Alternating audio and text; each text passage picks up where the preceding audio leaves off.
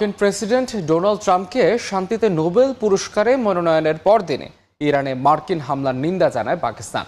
যুক্তরাষ্ট্রের এই পদক্ষেপকে আন্তর্জাতিক আইনের সম্পূর্ণ লঙ্ঘন বলে দাবি করে ইসলামাবাদ। ইরানের প্রেসিডেন্টের সঙ্গে ফোন আলাপে এই হামলার বিরুদ্ধে পাকিস্তানের অবস্থান স্পষ্ট করেন পাকিস্তানের প্রধানমন্ত্রী। এ যেন যুদ্ধ আর শান্তির মধ্যে বিভ্রান্তিকর এক পরিস্থিতি। ভারত পাকিস্তান সংঘাত ইস্যুতে কূটনৈতিক নেতৃত্বের জন্য 2026 সালের শান্তিতে নোবেল পুরস্কারে শনিবার মার্কিন প্রেসিডেন্ট ডোনাল্ড ট্রাম্পকে মনোনয়নের ঘোষণা দেয় পাকিস্তান। তবে মত পরিবর্তন করতে দেরি করেনি দেশটি। ইরানের যুক্তরাষ্ট্রের বোমা বর্ষণে মুখ ঘুরিয়ে নেয় ইসলামাবাদ। হামলার নিন্দাও জানায় তারা। স্থানীয় সময় রোববার ভোরে মার্কিন যুদ্ধবিমান ও সাবমেরিন থেকে ইরানের 3টি পরমাণু স্থাপনায় হামলা চালানোর পর এক বিবৃতিতে পাকিস্তান এ পদক্ষেপকে আন্তর্জাতিক আইনের সম্পূর্ণ লঙ্ঘন বলে দাবি করে। ইরান সংকট সমাধানের একমাত্র পথ কূটনীতি বলে উল্লেখ করা হয় বিবৃতিতে। পাশাপাশি ইরানের আত্মরক্ষার অধিকার রয়েছে বলেও জানায় দেশটি। এদিকে একই দিন পাকিস্তানের প্রধানমন্ত্রী শাহবাজ শরীফ ইরানের প্রেসিডেন্ট মাসুদ পেজেশকিয়ানের সঙ্গে টেলিফোনে কথা বলেন। যে ফোন আলাপে যুক্তরাষ্ট্রের এই হামলার বিরুদ্ধে পাকিস্তানের অবস্থান স্পষ্ট করা হয় বলে পাকিস্তানের প্রধানমন্ত্রীর দফতর থেকে জানানো হয়। শুরুতেই ইরান ইসরায়েল প্রসঙ্গ। 11তম দিনে গড়ালো ইরান ইসরায়েল সংঘাত। পরমাণু স্থাপনায় যুক্তরাষ্ট্রের হামলার পর সোমবার সকাল থেকে আবারও তেল আবিবে হামলা শুরু হয়েছে। এদিকে ইরানের মসনদ নিয়ে ভোল পাল্টালেন ট্রাম্প। প্রতিরক্ষা মন্ত্রীর বক্তব্যকে মিথ্যা প্রমাণ করে ইরানে ক্ষমতা পরিবর্তন চেষ্টার ইঙ্গিত দিলেন মার্কিন প্রেসিডেন্ট। ইরানের পরমাণু স্থাপনায় যুক্তরাষ্ট্রের হামলার পর গোটা বিশ্বে মার্কিনীদের দেয়া হয়েছে সতর্ক থাকার নির্দেশ। ইসরায়েলেও নেওয়া হয়েছে বাড়তি নিরাপত্তা ব্যবস্থা। থমথমে পরিস্থিতিতে আন্তর্জাতিক গণমাধ্যমগুলো বলছে যুক্তরাষ্ট্রের হামলার প্রতিক্রিয়া কিভাবে দেখাবে তেহরান, সেদিকেই নজর এখন সবার। সোমবার ভোরে ব্যালিস্টিক ক্ষেপণাস্ত্র উড়ে আসে তেল আবিবে, খানিক বাদে আরও একটি এলিয়াতে। আইডিএফ জানায় 2টি ক্ষেপণাস্ত্রই ছোড়া হয় ইরান থেকে। পরে সংশোধনী বিবৃতি দেয় ইসরায়েলি ডিফেন্স ফোর্স, ইরান নয়, হামলা হয়েছে ইয়েমেন থেকে। তবে থেমে নেই জায়নবাদীরা। মধ্য ইরানের কয়েক স্থানে চলছে জোরালো হামলা, যাতে ইস্পাহানে বিধ্বস্ত হয় একটি অ্যাম্বুলেন্স। তেহরানে আইডিএফের 2টি হারমিস ড্রোন ভূপাতিত করেছে বিপ্লবী guard. Thank you, Madam President. উত্তপ্ত পরিস্থিতিতে জাতিসংঘের নিরাপত্তা পরিষদে বসে জরুরি বৈঠক, যেখানে মধ্যপ্রাচ্যে অবিলম্বে যুদ্ধবিরতি কার্যকরে প্রস্তাব দেয় রাশিয়া, চীন ও পাকিস্তান। তবে পুরো সভায় পাল্টাপাল্টি অভিযোগ যুক্তরাষ্ট্র ও ইরানের প্রতিনিধিদের, আর স্বভাব সুলভ মার্কিনীদের সাফাই গায়ে ইসরায়েল। আমরা দীর্ঘদিন আলোচনায় সমাধান খোঁজার চেষ্টা করছি। অবশেষে যুক্তরাষ্ট্র তার মিত্র ও নিজ নাগরিকদের সুরক্ষায় পদক্ষেপ নেয়া। ইরানের বিরুদ্ধে কোনো অভিযোগের প্রমাণ নেই। এই হামলা রাজনৈতিক উদ্দেশ্য প্রণোদিত। আমাদের প্রতিক্রিয়াও সমুচিত হবে। মার্কিন প্রতিরক্ষা মন্ত্রী জানিয়েছেন ইরানের মসনদ নিয়ে মাথা ব্যথা নেই যুক্তরাষ্ট্রের। তবে একদিনের মাথায় ইউটার্ন নিলেন প্রেসিডেন্ট ট্রাম্প। নিজের প্রতিরক্ষা মন্ত্রীর বক্তব্যকে ভুল প্রমাণ করে সামাজিক যোগাযোগ মাধ্যমে লিখলেন, ইরানকে মহান করতে দেশটির শাসক বদলানোর সময় এসেছে। তবে এতে ক্ষুব্ধ খোদ মার্কিনীরাই। নিউ ইয়র্ক সহ বড় বড় বেশ কিছু শহরে চলছে ট্রাম্পের বিরুদ্ধে বিক্ষোভ। প্রত্যেকেরই দাবি, অন্যের দেশের অযাচিত সমস্যা কাঁধে নিয়ে মার্কিনীদের যুদ্ধের মুখে ফেলছেন প্রেসিডেন্ট ট্রাম্প। এদিকে রাশিয়ার প্রেসিডেন্ট ভ্লাদিমির পুতিনের সাথে বৈঠক করতে মস্কোতে পৌঁছেছেন ইরানের পররাষ্ট্রমন্ত্রী। তিনি জানান, মার্কিন হামলার পর আরও তাৎপর্যপূর্ণ হতে যাচ্ছে এই বৈঠক।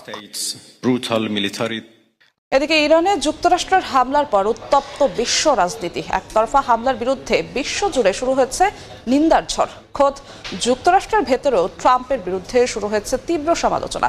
ডেমোক্র্যাট আইন প্রণেতারা বলছেন, ইরানের যুদ্ধে জড়িয়ে সংবিধান লঙ্ঘন করেছেন ট্রাম্প। ইরানের পারমাণবিক স্থাপনায় মার্কিন হামলায় উদ্বেগ জানিয়েছেন জাতিসংঘ মহাসচিব আন্তোনিও গুতেরেস। তীব্র নিন্দা জানিয়েছেন লাতিন আমেরিকার দেশগুলো। ইরানের পারমাণবিক স্থাপনায় যুক্তরাষ্ট্রের বোমা হামলার পর ক্রমেই উত্তপ্ত হয়ে উঠছে বিশ্ব রাজনীতি। মার্কিন এই আগ্রাসনের পর প্রতিক্রিয়া জানিয়েছে বিশ্বের বিভিন্ন দেশ। গভীর উদ্বেগ জানিয়েছে জাতিসংঘ। সংস্থাটির মহাসচিব আন্তোনিও গুতেরেস বলেছেন, এই হামলা মধ্যপ্রাচ্যে আগে থেকেই চলমান উত্তেজনাকে আরও বিস্ফোরক করে তুলেছে, যা খুব দ্রুত নিয়ন্ত্রণের বাইরে চলে যেতে পারে। মার্কিন হামলায় মধ্যপ্রাচ্যের বেশ কয়েকটি দেশ উদ্বেগ ও নিন্দা প্রকাশ করেছে। এই ঘটনাকে আন্তর্জাতিক আইনের সরাসরি লঙ্ঘন বলে অভিহিত করেছে ওমান। কাতার সতর্ক করে বলেছে, এই সংঘাত আঞ্চলিক ও আন্তর্জাতিক পর্যায়ে ভয়াবহ পরিণতি ডেকে আনতে পারে। ইরাক এবং সৌদি আরবও পরিস্থিতির অবনতি নিয়ে উদ্বেগ প্রকাশ করেছে এবং সামরিক উত্তেজনা বন্ধ করে কূটনৈতিক সমাধানে ফিরে যাওয়ার উপর গুরুত্ব দিয়েছে। ট্রাম্পের হামলার পর যুক্তরাষ্ট্রের অভ্যন্তরেও শুরু হয়েছে রাজনৈতিক বিতর্ক। ডেমোক্রেটিক পার্টির নেতারা এই হামলার সিদ্ধান্ত নিয়ে ক্ষোভ প্রকাশ করেছেন। তাদের মতে কংগ্রেসের অনুমতি ছাড়াই এমন অভিযান চালানো হয়েছে, যা প্রশাসনের একতরফা ও দায়িত্বজ্ঞানহীন আচরণ। এতে করে যুদ্ধের ঝুঁকি বহুগুণ বেড়ে গেছে এবং সামরিক সদস্যদের নিরাপত্তাও প্রশ্নের মুখে পড়েছে বলেও মনে করেন মার্কিন রাজনীতিবিদরা। রাশিয়ার পররাষ্ট্রমন্ত্রী জানিয়েছেন, একটি সার্বভৌম রাষ্ট্রের ভূখণ্ডে হামলা চালানো আন্তর্জাতিক আইন ও জাতিসংঘ সনদের লঙ্ঘন। তারা এই পদক্ষেপকে নিরাপত্তা পরিষদের সিদ্ধান্ত উপেক্ষা করার মতো গুরুতর আচরণ হিসেবে উল্লেখ করেছে। এদিকে প্রেসিডেন্ট পুতিনের সঙ্গে গুরুত্বপূর্ণ আলোচনার জন্য রাশিয়া যাচ্ছেন ইরানের পররাষ্ট্রমন্ত্রী আব্বাস আরাকচি। স্থানীয় সময় সোমবার প্রেসিডেন্ট ভ্লাদিমির পুতিনের সঙ্গে বৈঠক করবেন তিনি। ইরানে যুক্তরাষ্ট্রের হামলা নিয়ে কড়া সমালোচনা করেছে চীন। এই পদক্ষেপ মধ্যপ্রাচ্যে একটি বিপজ্জনক মোড়ের সূচনা করেছে বলেও জানায় তারা। যুক্তরাষ্ট্র কি আবারও ইরাক যুদ্ধের মতো একই ভুল করছে, এমন প্রশ্নও তাদের। অস্ট্রেলিয়া ও নিউজিল্যান্ডও ইরানে হামলার পর উদ্ভূত নিরাপত্তা পরিস্থিতি নিয়ে উদ্বেগ প্রকাশ করেছে। লাতিন আমেরিকার মেক্সিকো ও ভেনেজুয়েলা এই হামলার বিরুদ্ধে শক্ত অবস্থান নিয়েছে। মার্কিন হামলাকে ইসরায়েলের প্ররোচনায় সংগঠিত আক্রমণ হিসেবে দেখছে ভেনেজুয়েলা। এছাড়া ইরানে হামলার ঘটনায় প্রতিবাদ জানিয়েছে ফিলিস্তিনের স্বাধীনতাকামী সংগঠন হামাস। তারা এই ঘটনাকে মধ্যপ্রাচ্যে অস্থিরতা তৈরির একটি উদ্দেশ্য প্রণোদিত ষড়যন্ত্র হিসেবে উল্লেখ করেছে। সংগঠনটি মনে করে, এই আগ্রাসন দখলদার শক্তির পক্ষ নেয়ার অংশ এবং এতে করে ইরানের সার্বভৌমত্বকে সরাসরি চ্যালেঞ্জ জানানো হয়েছে। ইরানে হামলার পর এবার হুমকির মুখে মধ্যপ্রাচ্যে থাকা মার্কিন সামরিক ঘাঁটি। এর মধ্যেই তেহরান হুঁশিয়ারি দিয়েছে, মধ্যপ্রাচ্যে মার্কিন সেনা ও নাগরিকেরা এখন থেকে ন্যায্য প্রতিশোধের আওতাভুক্ত। এই উত্তপ্ত পরিস্থিতিতে প্রশ্ন উঠছে, মধ্যপ্রাচ্যের কোথায় মোতায়েন আছে মার্কিন সেনা, আর কোন কোন সামরিক ঘাঁটি সবচেয়ে বেশি ঝুঁকির মুখে? ইরানের পরমাণু স্থাপনায় হামলা চালানোর যে স্বেচ্ছাচারী সিদ্ধান্ত ট্রাম্প নিয়েছেন, তার মাশুল দিতে হবে মধ্যপ্রাচ্যে অবস্থানরত মার্কিন সেনাদের। ইরানের ঘোষণায় এ বার্তা এখন অনেকটাই স্পষ্ট। মধ্যপ্রাচ্যে ক্ষমতার জাল বিস্তৃত করতে যে অসংখ্য সামরিক ঘাঁটি ওয়াশিংটন তৈরি করেছে, এবার তাদের লক্ষ্য করেই আক্রমণ চালানোর হুঁশিয়ারি দিয়েছে তেহরান।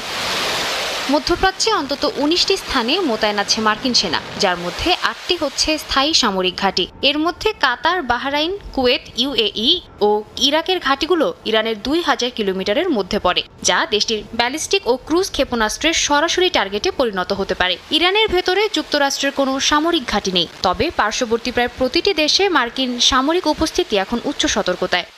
কাতারের আল উদেইদ এয়ারবেস ইরান সীমান্ত থেকে মাত্র 300 কিলোমিটার দূরে। এটি যুক্তরাষ্ট্রের বৃহত্তম ঘাঁটি, যেখানে রয়েছে প্রায় 10,000 সেনা, স্যাটেলাইট কন্ট্রোল সিস্টেম, ড্রোন, বোমারু ও রিফুয়েলিং বিমান, এবং এটি ইউএস সেন্টকমের ফরওয়ার্ড হেডকোয়ার্টার হিসেবে ব্যবহৃত হয়। সংযুক্ত আরব আমিরাতের আল ধাফরায় আছে F-22 স্টেলথ ফাইটার ও রিকনেসান্স ড্রোন।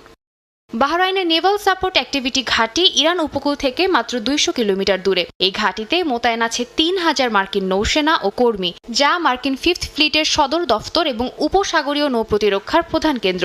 এখানে অবস্থান করছে যুদ্ধজাহাজ, মাইন সুইপার ও ফাস্ট রেসপন্স কাটার।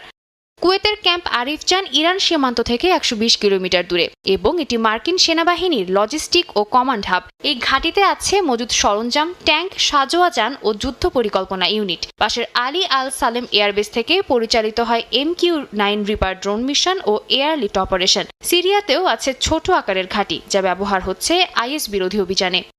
ইরাকের আল আসাদ ও এরবিল ঘাঁটি ইরানের পশ্চিম সীমান্ত থেকে যথাক্রমে 200 কিলোমিটার ও 100 কিলোমিটার দূরে, যেখানে অবস্থান করছে প্রায় 5000 মার্কিন সেনা। এই ঘাঁটিগুলো ব্যবহার করা হয় বিমান অভিযানের সমর্থন, IS বিরোধী মিশন এবং আঞ্চলিক গোয়েন্দা কার্যক্রমে। অতীতে ইরান এসব ঘাঁটিতে সরাসরি ক্ষেপণাস্ত্র ছুড়েছিল।